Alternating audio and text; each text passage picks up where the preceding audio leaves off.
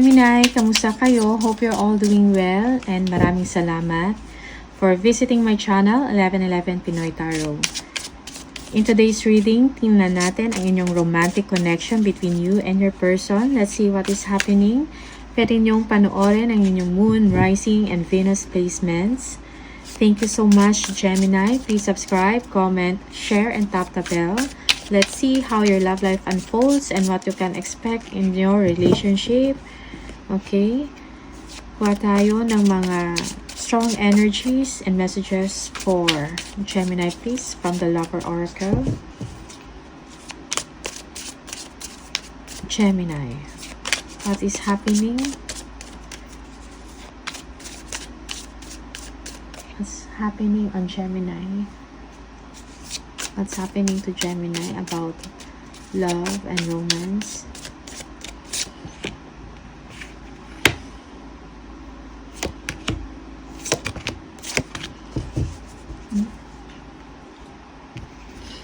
Merong, what do you see in me? Okay. Merong KS with you. The passion I feel is overwhelming. I don't know how to handle this.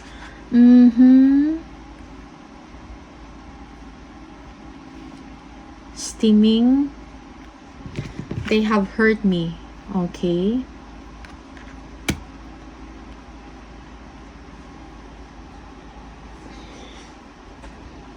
Tingnan natin.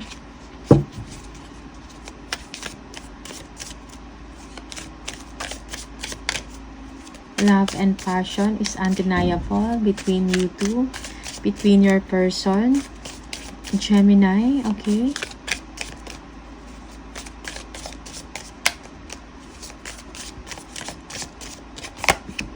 Shadow side. Unworthy. You are a better person than I am.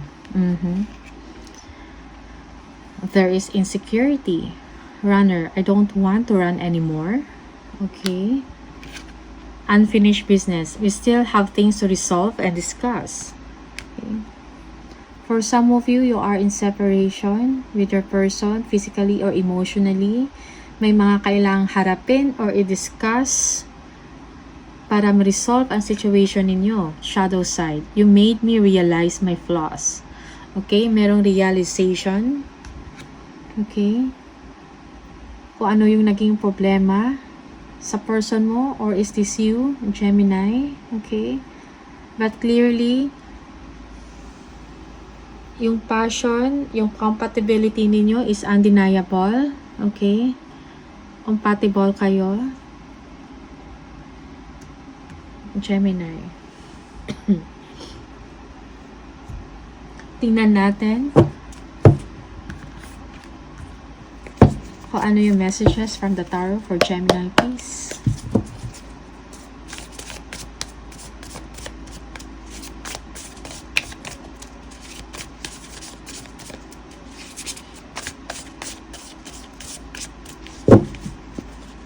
Gemini.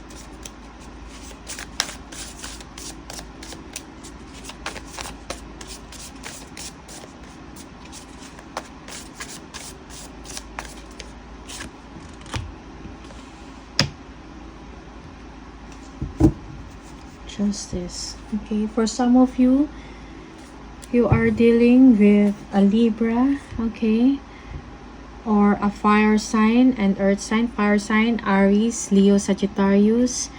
King of Wands, this is Aries in particular. King of Pentacles, Capricorn, Virgo, and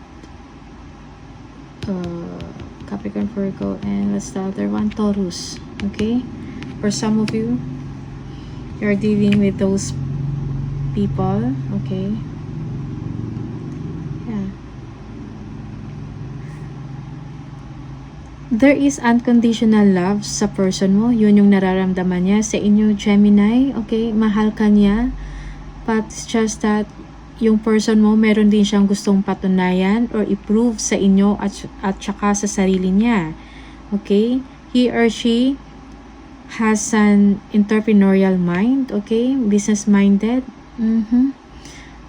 Gusto niya i-provide kung ano yung pangangailangan ninyo, Gemini. And for the family, para sa future ninyo, he or she wants to grow old with you na merong contentment sa inyong pamumuhay. Okay? Yeah. Your person is showing you na independent siya. Alam niya ang kanyang ginagawa. Meron siyang knowledge. Okay?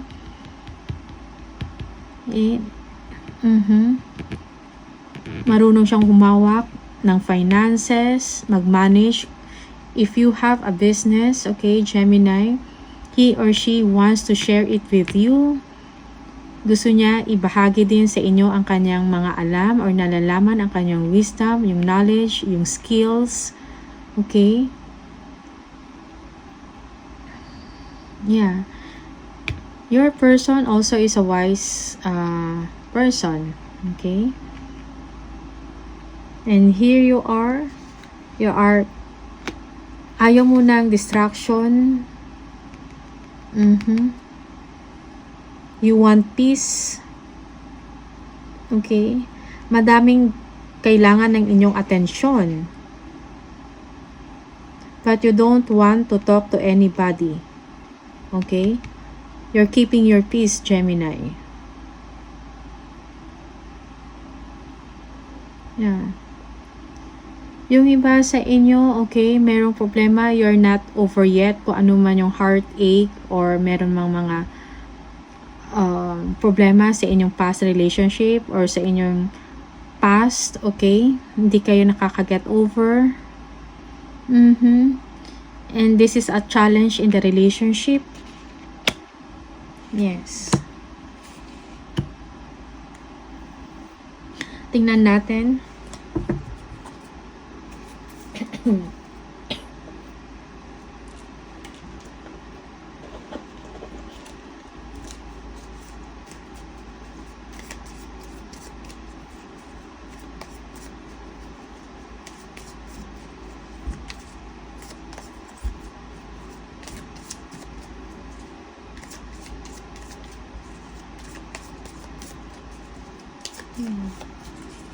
What is this Ace of Cups, please? Yeah, Two of Wands. Yeah. Yes. Nagki-care lang ang person ninyo sa inyong well-being. Okay? Gemini, he or she wants to share with you kung ano yung mga happiness na pwede kayong mag-share, pwede kayong lumabas. Okay?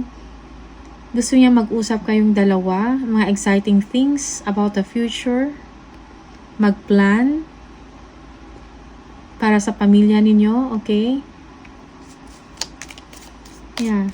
Mahal ka ng person mo, inaalala niya ang inyong kapakanan. He or she doesn't want you to worry about other things.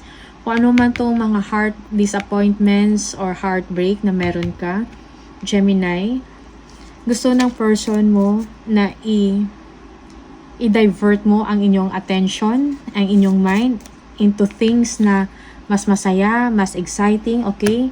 Focus in your family.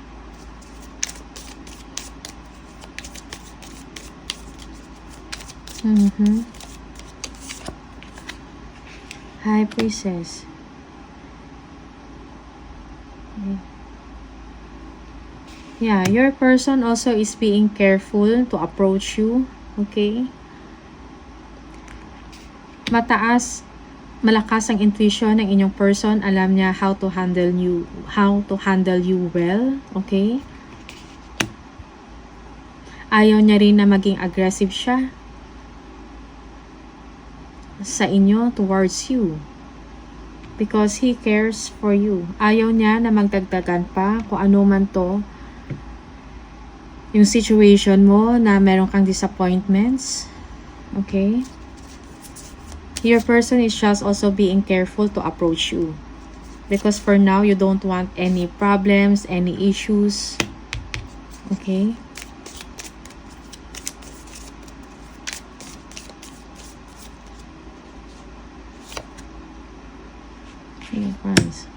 Yeah. Yeah. Your person wants to be successful material-wise, material wealth, okay? Naglo-look forward siya sa success, sa abundance, sa prosperity, sa kanyang ginagawa, or sa kanyang business, sa kanyang career. Okay?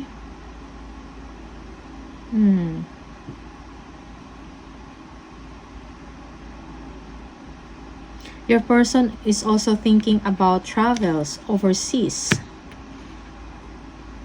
Yeah. Pero nag-aantay lang din siya ng tamang pagkakataon. Basically, your person wants to enjoy life and not to focus on sadness and negativities. Yes, you feel that your person also doesn't want negativities. Okay?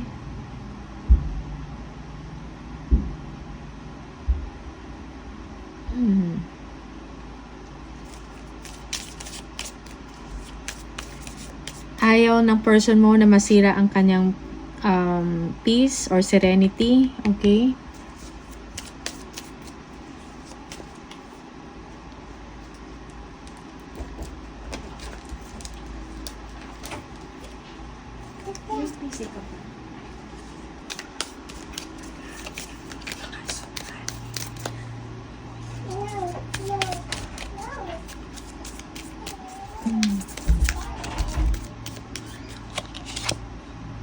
Four of Cups. Yeah.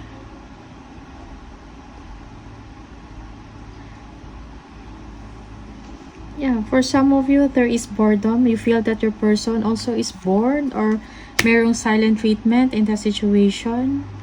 Okay. Yeah, because your person is focused on material things, sa career niya, sa work. Your person is a wise person, as I've said earlier. Okay. Yeah, nakafocus siya sa success, sa abundance, sa prosperity, sa work niya or sa business ninyo or sa business niya. Okay. Yeah. Yeah. You are, for some of you,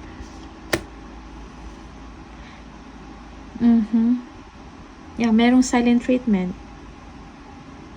You want to approach your person, but he or she doesn't want to discuss things with you. Okay. Yeah. Okay. Argumentations, conflict. This is something that's giving you heartache. Okay, disappointments. Merong hindi pagkakaintindihan.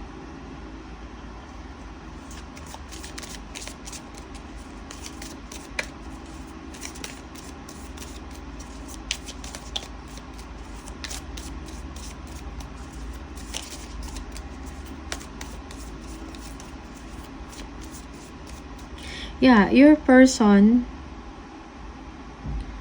mahal ka ng person ninyo. Okay?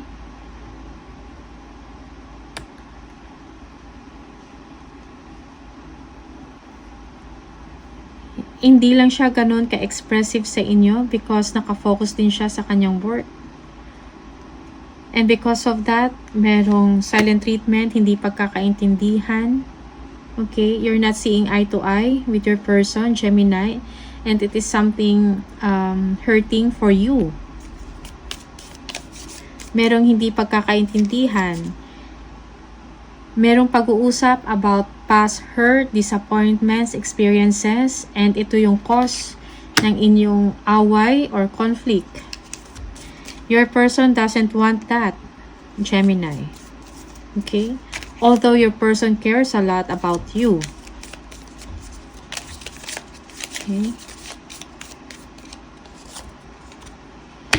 Four of Pentacles. Yeah.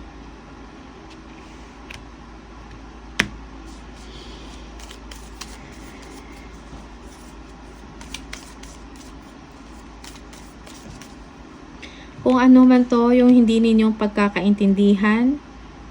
Okay? You will be able to overcome it. Merong pag-uusap na mangyayari. Okay? Give your time and attention to one another. May mga kailangang i-discuss. Okay? About sa situation nyo. About money situation also. Okay?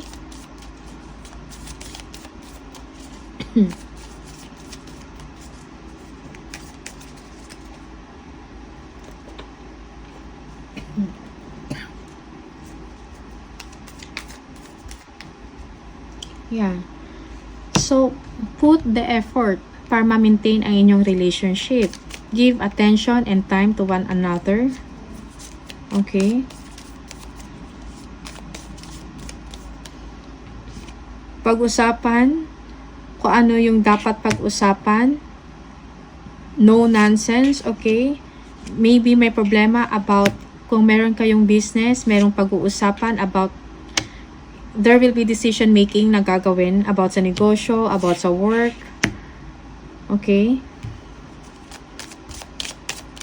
What is this justice? Bakit may justice? Yes. Page of Cups. Page of Cups. Discuss things ng maayos. Okay? Meron dapat openness and forgiveness. Okay? Be open-minded. Gemini. Not only you, but also to the other person. So, just take what resonates for you, Gemini. These are the energies, okay, for Gemini.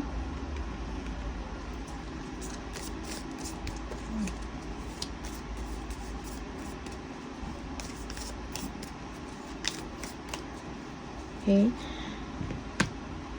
In order na ma-maintain or maayos ang inyong pagsasama in your living situation, you have to put effort, both of you. Okay? Merong pagkakaintindihan, merong pag-uusap. Okay? No nonsense. It seems that your person doesn't want to talk about disappointments or negative energies or conflicts. He or she doesn't want that. Okay? Yeah. Yeah, your person wants you also to focus sa future, mga exciting things, okay? He or she also needs your love and attention, Gemini. But you are also too focused then sa future, sa work mo. That is for some of you. It's the other way around. Okay? So, both of you needs to put effort para ma-maintain ang inyong relasyon, ang inyong living situation, maging harmonious. Yeah. Avoid conflicts.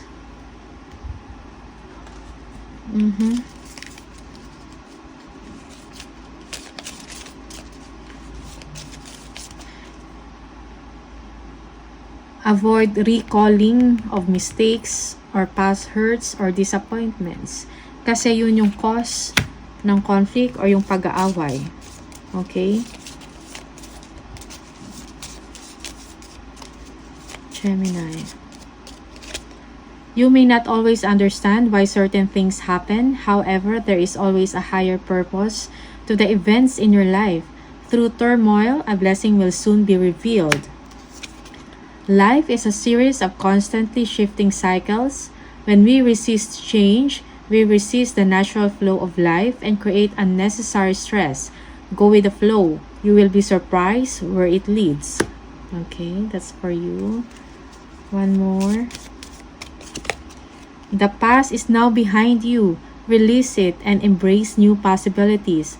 A new path is now available to you. Follow it with faith. Okay?